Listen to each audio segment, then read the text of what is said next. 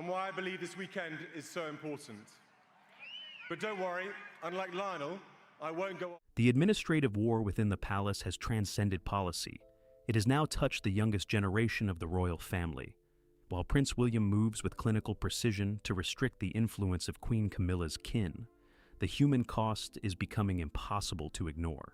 Reports from within the estate suggest that Prince Louis has been left deeply distressed following a tense, recent encounter triggered by this ongoing household fallout. What was intended as a calculated legal maneuver to protect the crown's integrity is now spiraling into a personal crisis, forcing the world to ask, how much is William willing to sacrifice to secure his vision of the monarchy?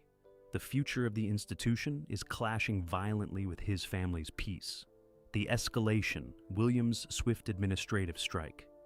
The implementation of the new vetting process began at 7 in the morning. It was not announced in a press release. It was a silent, internal shift.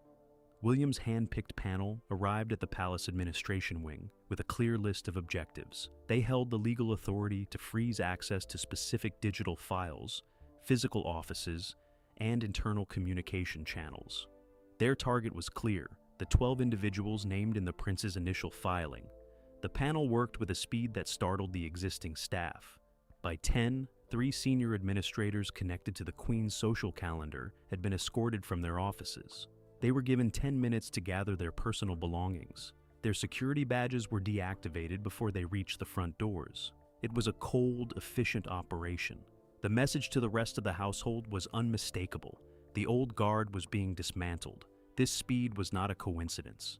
William had calculated that a prolonged transition would provide the king with a window of opportunity to intervene. He knew that his father would struggle to fight a fait accompli. By removing the personnel before the king had time to authorize a counter-strategy, William was effectively freezing the administration in a new state. He was forcing his father to accept a new reality. The king did not intervene. He remained in his private quarters for the duration of the morning. His advisors reported that he looked exhausted. He was receiving hourly updates on the progress of the vetting panel, but he did not move to stop them. He understood that any attempt to block the removal of these specific staff members would look like a public admission that he was prioritizing personal loyalty over the institutional audit his son had initiated. The mystery of this morning was the silence from the Queen's side. Many had expected a formal protest, or at least a flurry of phone calls from the Queen's family. None came. The individuals affected by the purge left the grounds quietly. They had been instructed to avoid any contact with the media. This level of discipline was unusual. It suggested that the Queen's circle had been told to stand down to avoid further damaging the king's position. William was monitoring the situation from his office. He had been on the phone with his lead barrister since early morning. They were reviewing the compliance reports coming in from the palace administration. Everything was moving according to the plan he had outlined in his initial filing. He was not just clearing offices, he was asserting a new form of managerial authority that would be difficult to reverse once it was fully integrated into the daily operations of the house. The tension in the administrative wing reached a breaking point by noon. The remaining staff, many of whom were loyal to the king's personal style of management, felt as though they were living under a new regime. The standard procedures for submitting requests for approval had been replaced by a more rigorous, audit-heavy system. Everything required a signature from a representative of the prince's panel. It became clear that the objective was to starve the king's private office of the support they needed to function. Without the usual hands on the deck, the day-to-day work of the king's household began to stall. Appointments were being shifted, correspondence was piling up, and the usual flow of information between the king and the public was interrupted. This was the true cost of the purge. The king's personal secretary tried to reach out to the prince's office to clarify the new workflow, but he was told that all queries had to go through the legal panel. The bureaucracy had become a wall. The king was being administratively isolated in his own home. He was still the monarch, but he was being denied the tools he needed to act like one. The resolution of the morning's action was a temporary brittle calm. The palace was still, but it was not the calm of peace. It was the silence of a house under new management. The staff who remained kept their heads down and focused on their duties, terrified of being the next ones to receive a knock on the door. The purge had been successful in its primary aim. It had established that the Prince of Wales was now the one setting the tone for the entire household. A new mystery began to take shape as the afternoon wore on. Where was the king planning to make his stand? He had let this initial purge pass, but he could not afford to lose his entire administrative support network. The staff waited for an announcement, a speech, or even a leak to the press that would suggest the king was ready to regain control. But the palace remained locked, the doors shut to the outside world. The tension only increased when rumors began to spread that a second, even larger list of staff was under review. This list allegedly included people who had served the king since his time as Prince of Wales. The prospect of losing the foundational members of the household turned the fear into genuine panic. The office of the prince had become the most powerful entity in the palace, and it was using that power to reshape the institution from the ground up. The day ended with a feeling of deep, unresolved instability. The purge was a fact, but the consequences were just beginning to be felt. The king had been stripped of his closest aides, and the prince had proven that he could reshape the household at will. The balance of power had shifted. The future of the house now rested on whether the king would accept this new hierarchy, or if he would find a way to strike back. The incident. A moment of childhood confusion. Prince Louis sat on the rug in the playroom. He was playing with a set of wooden blocks. He was building a tall tower. An older staff member, a man named Arthur, walked in to collect a few files from the desk nearby. Arthur had been a fixture in the household since before Louis was born. He often stopped to play for a minute or two. He would make the blocks wobble or pretend to be surprised when the tower fell. Louis looked up and smiled. He held out a blue block, waiting for Arthur to take it and add it to the top. Arthur didn't move. He stood by the desk, his head bowed, packing a small bag with his personal items. He looked over at the boy, his face tight and pale. He didn't come over to the rug. He just gave a quick, stiff wave of his hand. He turned and walked out the door without a word. The boy stared at the doorway. He waited for Arthur to come back. He picked up the blue block again and set it on the floor. He didn't understand why the game had stopped so suddenly. He pushed the block toward the door, as if signaling for Arthur to return. When the room remained empty, Louis's lip began to tremble. He knocked over his tower of blocks. He didn't cry, but he looked small and confused in the middle of the large room. The administrative purge had reached the nursery. The people who were removed were not just faceless names on a ledger to the children. They were the ones who managed the everyday rhythm of their lives. Arthur had been a familiar presence, someone who provided a sense of continuity. His sudden disappearance left a void that the children felt immediately. It was the first time that the cold logic of the palace change had physically touched their world. The nanny entered the room a moment later. She saw the mess on the rug and the boy sitting in the middle of it. She didn't have to ask what happened. She had seen the palace fallout unfolding all day. She knelt down and put an arm around Louis. She tried to explain that Arthur had to go away for a while to do a different job. The boy just stared at her, not buying the explanation. He asked if Arthur would be back for dinner. The nanny couldn't answer him. She had been told that all contact with the departed staff was to be cut off completely. She felt the cruelty of the order. She was left to deal with the emotional impact of a decision made in an office far from the nursery. She pulled Louis into a hug and tried to redirect his attention to his toys, but the mood in the room had shifted. The sense of security was gone. This incident wasn't just a sad moment. It was a breach of the unspoken contract that had protected the children from the pressures of the monarchy. William's strategy had prioritized a clean house, but it hadn't accounted for the human cost to his own family. By treating his staff as variables in a structural equation, he had ignored the fact that these people were the fabric of his children's daily reality. The Queen, who was walking down the hall, stopped by the doorway. She saw the scene inside. She didn't enter. She watched for a second, her hand resting on the doorframe. She understood the weight of what she was seeing. It was a clear, visual representation of the institutional coldness that had taken over the house. She turned and walked away, her steps slow and deliberate. She wasn't fighting for her own staff anymore. She was thinking about the boy on the floor. The king heard about the incident later that evening. He was told that Louis had refused to eat his dinner. The report came from a junior aide. The king listened, his face hardening as he heard the details. He knew that William's team would dismiss this as a minor, unavoidable inconvenience. To the king, it was a signal that the purge had gone too far. It was one thing to rearrange the administration, it was another to disrupt the life of his grandson. A new mystery emerged that night. Would the king finally use his influence to stop the panel?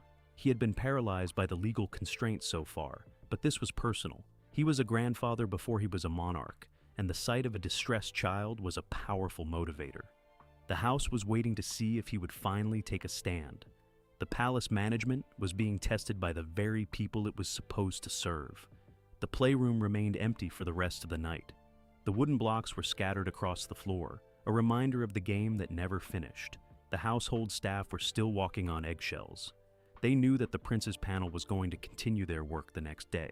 They had a list, and they were going to finish it. But the atmosphere had darkened. The efficiency of the operation was no longer being viewed as a triumph. It was being viewed as a threat.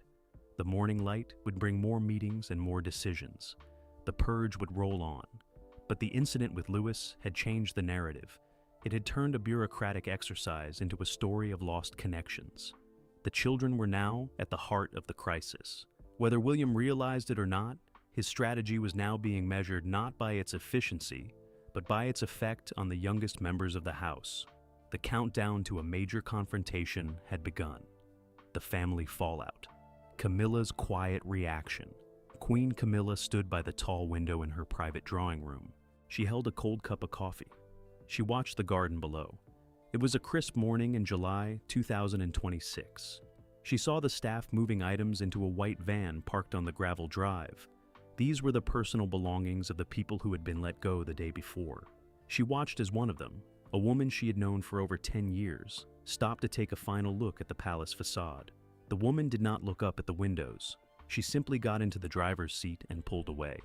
Camilla set the coffee cup on the side table. Her hand did not shake. She had spent a long time learning how to hide her reactions from the public. She had practiced the art of the neutral expression for decades. But today, the silence in the room felt heavy. It was a different kind of quiet. She walked over to her desk and picked up a small, leather-bound notebook. She had been keeping track of the changes in the household. It was not a formal list. It was a record of the people who had been dismissed. She wrote down the name of the staff member who had left the nursery in tears earlier that morning. She was not keeping the list to fight back. She was keeping it as a witness to the cost of the prince's new vision. The king entered the room a few minutes later. He looked tired. He walked slowly, his shoulders hunched. He did not speak right away. He walked over to the fireplace and adjusted a clock that was already perfectly set. Camilla watched him. She knew he was looking for a way to say he was sorry without actually taking responsibility for the situation. She decided to make it easy for him. She told him that she had spoken with the nannies. She said the children were doing their best to understand why their friends were suddenly gone. She did not use the word heartbroken. She did not want to make him feel worse than he already did. She spoke in measured, calm tones. She was being the steadying force he had relied on for so long. She was doing her job. The king sat in the armchair opposite her. He told her that he had a meeting with Prince William scheduled for the afternoon. He sounded like a man going to a sentencing, not a discussion. He asked her if she had any advice on what to say. He wanted to find a way to balance the need for household order with the need for family peace. He wanted a miracle. Camilla did not offer a quick solution. She knew there was not one. She told him that he had to be the king first. She said that if he tried to act only as a father, he would lose the authority he needed to keep the monarchy together.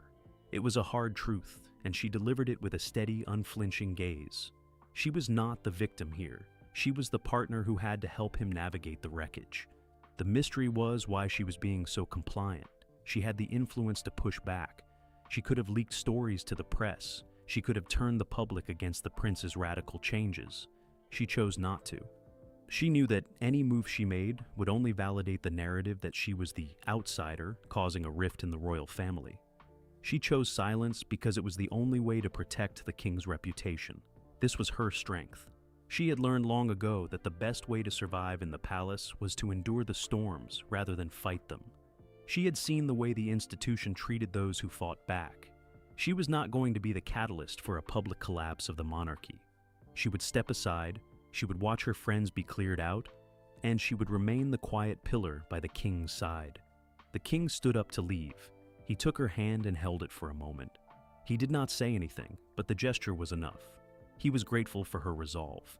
He left the room, his walk a little more confident than before. He had his marching orders, even if they were the hardest ones he had ever received. He had to be the monarch. The room felt empty again.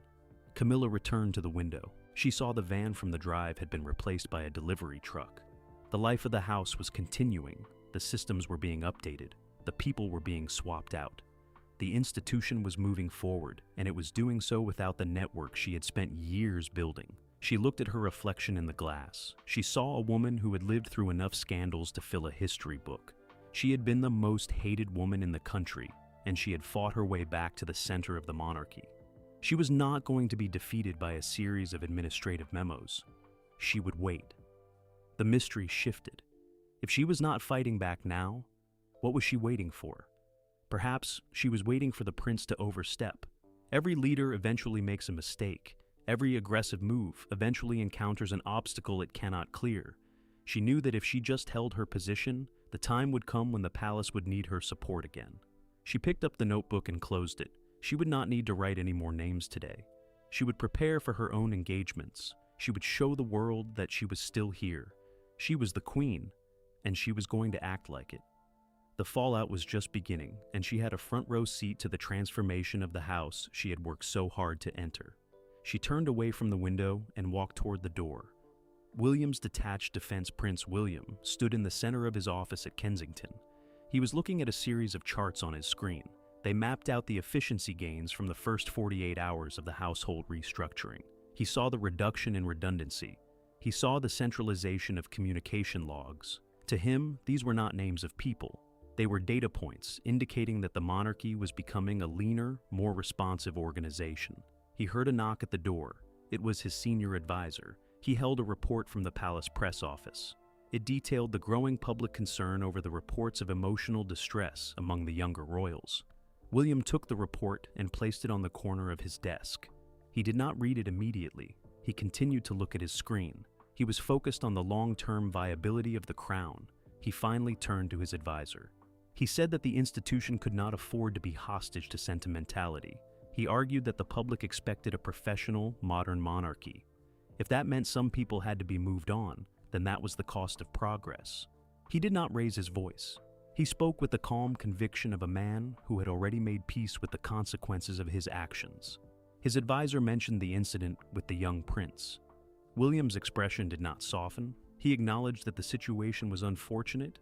He said that the transition period was always going to be difficult for those who had grown accustomed to the previous, less rigorous structure.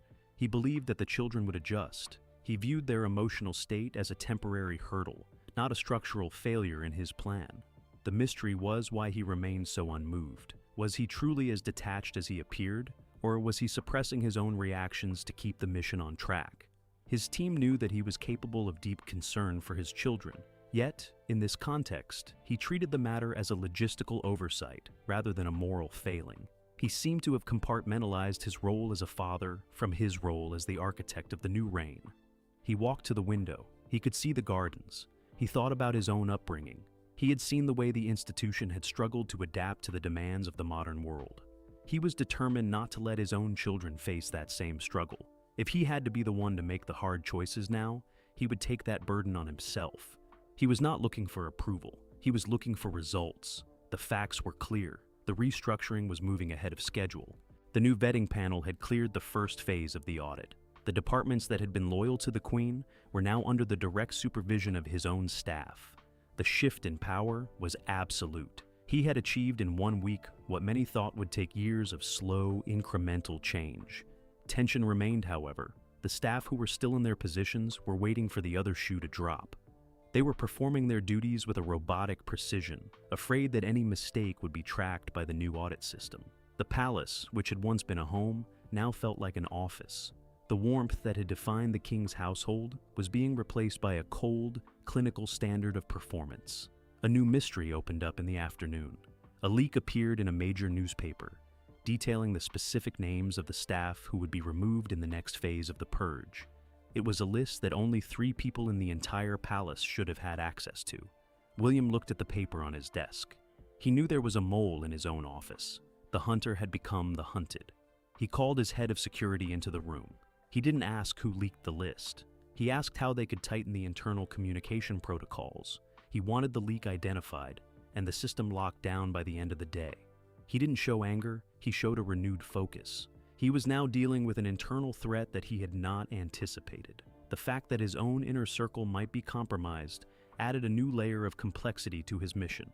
He had to decide if he would halt the purge to conduct a full internal investigation, or if he would push through the remaining phases while the mole was still active. He chose to push forward. He believed that speed was his best defense against the uncertainty. He returned to his desk. He had 3 more phone calls to make before the day was done. Each call was to a potential replacement for the positions he was clearing. He was not just removing the old, he was installing the new. He was building his own court, piece by piece. The detachment he showed was his armor. He had no time for the doubts of others. He was the one who had to steer the ship. The sun began to set. He looked at the charts once more. The numbers were improving. He felt a sense of progress that outweighed any criticism he had received. He was the future king, and he was taking control of the machine. The emotional cost to his family, the confusion of the staff, and the leaks in his office, they were all just variables to be managed. He was ready for the next day. The king's growing frustration. The king sat in his private study. He had a stack of reports in front of him. They were the daily summaries from the household administration. Every page was stamped with the seal of the new vetting panel. He felt the weight of the ink on the paper. For 20 years, he had been the one to sign off on these appointments. Now, he was merely the one being informed of the decisions. He picked up a pen and pushed the reports to the side. He could not find a single name on the list that he recognized. The individuals he had relied on for decades were being systematically replaced by people he had never met. It felt as if his entire life's work was being erased by an administrative eraser. He looked at the family portrait on his wall. He felt like a ghost in his own palace. The fact is that the king's authority has been hollowed out from within. By delegating the authority to a vetting panel, William had effectively created a bypass around the monarch. The king was still the sovereign, but he no longer controlled the machinery of his own household. He was trapped by the very legal structure he had helped to maintain throughout his tenure as the Prince of Wales. He felt the tension in his neck. He stood up and paced the room. He needed to find a way to reassert his position. He thought about calling a meeting of the Privy Council. He thought about making a public address to clarify the lines of authority. But he knew that any public move would be seen as a sign of desperation. The monarchy was built on the image of unity.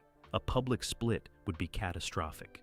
The mystery was how much William knew about his father's inner thoughts. Did the prince know that he was pushing the king to the brink? Or did he truly believe that his father would eventually accept this new reality? The silence between them was growing deeper every day. The king realized that he was waiting for a signal that was not coming. He was waiting for his son to show some sign of hesitation. He looked at his phone. He had drafted 5 different text messages to William over the last 3 days. He had deleted every single one. He did not want to send a message that would be recorded, filed, and analyzed by the very panel that was currently dismantling his house. He was living in fear of his own administration. It was a humiliating realization for a man of his stature. The tension in the household continued to rise. The staff were now openly talking about the 2 courts. There was the court of the king, which was increasingly isolated and inactive, and there was the court of the prince, which was moving with the speed and efficiency of a corporate engine. The divide was no longer a secret. It was the daily reality for everyone working in the palace. The king decided to walk the grounds. He needed to get out of the library. He stepped outside into the cool air of the afternoon. He saw a group of gardeners working near the rose beds. They were quiet. They usually stopped to greet him. Today they kept their heads down. They were clearly worried about the new security protocols that had been installed around the perimeter of the estate. This was the core of the king's frustration. He was not just losing his staff. He was losing his connection to the people who kept his home running. He saw the shift in their demeanor as a sign that the atmosphere of the entire estate had changed. It was no longer a home. It was a high-security zone, governed by the rules of the new vetting panel. He found himself standing by the fountain. He remembered a conversation he had there with his mother. She had told him that the monarchy is like a bridge. It has to be strong enough to hold the weight of the past, but flexible enough to adapt to the future. He realized that his son was not building a bridge. He was tearing down the old structure to build something entirely different. The mystery of his son's true end goal continued to loom over him. Was William planning to retire the king early? Was the entire purge designed to force his father into an abdication? The king could not bring himself to ask the question. He was afraid of the answer. He chose to look at the water in the fountain instead. He watched the light reflecting off the surface. He realized he had two choices. He could continue to play the role of the silent monarch, waiting for the inevitable. Or he could find a way to disrupt the prince's plan from the inside. He had spent his entire life learning how to survive the pressures of the institution. He knew that the only way to win a long game is to be patient. He turned and walked back toward the house. His steps were firmer now. He had decided on a course of action. He would not stop the vetting panel directly. He would start a series of quiet, informal meetings with the senior members of the government. He would remind them of his status as the sovereign. He would use the channels that William couldn't touch. The king had opened a new front in the war. It was a subtle, invisible shift. He was no longer trying to stop the flow of the river. He was looking for the source of the water. He was going to challenge the legitimacy of the legal charter William had used. He would find a flaw in the foundation of the prince's argument. The next move was his. He entered the library and closed the door. The silence in the room was no longer the silence of defeat. It was the silence of a man who was back in the game. The public's shifting sympathy. The images hit the morning papers at 6. They were not polished, high-resolution portraits from the palace press office. They were grainy shots captured by a long-lens camera near the nursery gardens. One showed Prince Louis holding his small hand against the glass. He was looking out at the gravel drive where the removal vans had been parked. His face was pressed hard against the pane. The caption simply read, "The face of the palace purge." The public reaction was immediate. Within 2 hours, the royal social media channels were flooded with comments. People were not talking about administrative efficiency anymore. They were talking about a lonely child. A charity that worked with children sent a public note to the palace. They expressed hope that the well-being of the youngest royals remained a top priority during the household transition. It was a thinly veiled critique of the current management. This was the variable William had failed to account for. He had assumed that his institutional reform would be viewed in a vacuum. He had prepared for legal challenges and administrative pushback. He was not prepared for the emotional weight of a child's confusion being plastered on the front page. The narrative was slipping out of his control. The professional corporate image he wanted for the monarchy was being replaced by the image of a fractured, cold family. The tension at the dinner table that night was suffocating. Prince William sat at the head of the table. He did not look at the newspapers sitting on the sideboard. He focused on his food. The room felt like a battlefield. His wife was quiet. She kept her eyes on her plate, her movements precise and careful. She knew that any mention of the photographs would turn the tension into an open conflict. The mystery was who had taken the photos. It was not a professional photographer. The vantage point was too specific, too hidden. It was someone who had access to the inner garden perimeter. The security team was already running an investigation. They were looking at the staff logs from the last 48 hours. They were looking for anyone who had been near the nursery wing at that time. The investigation led them to a junior groundskeeper. He had been with the household for only 4 months. He was the one who had tipped off a freelance agency about the nursery schedule. The discovery sent a shockwave through the security office. It meant that the palace security was no longer as locked down as they had believed. The leak was not just coming from the administration, it was coming from the very ground they walked on. William resolved the mystery by having the man dismissed before noon. There was no public statement. There was no police involvement. He wanted the issue to disappear as quietly as it had arrived, but the photos were already out there. They had been seen by millions of people. The damage to the image of his reform was done. He had removed the source of the leak, but the public sympathy remained with the child. This opened a new mystery. Was the groundskeeper working alone, or was he part of a larger, coordinated effort to undermine the prince's plan? There were rumors that the king's own advisors had been looking for a way to turn public opinion. They knew that the legal path was blocked. They were looking for an emotional path to victory. If the photos were a deliberate setup, it meant the war had entered a new, more dangerous phase. The king stayed in his library for the rest of the day. He had not seen the photos, but he had heard the report from his staff. He felt a sharp, bitter relief. He did not care about the groundskeeper or the security breach. He cared that for the first time in weeks, the pressure on his household had shifted. The public was asking the questions that he had been afraid to voice himself. William was now facing a crisis of public trust. His team of advisors told him he had to address the photos. He had to show a softer side. They suggested a staged walk with the children, or a brief interview about the importance of family. He refused. He said that a staged moment would only make the situation look worse. He was going to stand by his decision to stay silent and wait for the news cycle to change. The facts were changing beneath his feet. The public opinion was no longer a matter of opinion. It was a matter of political reality.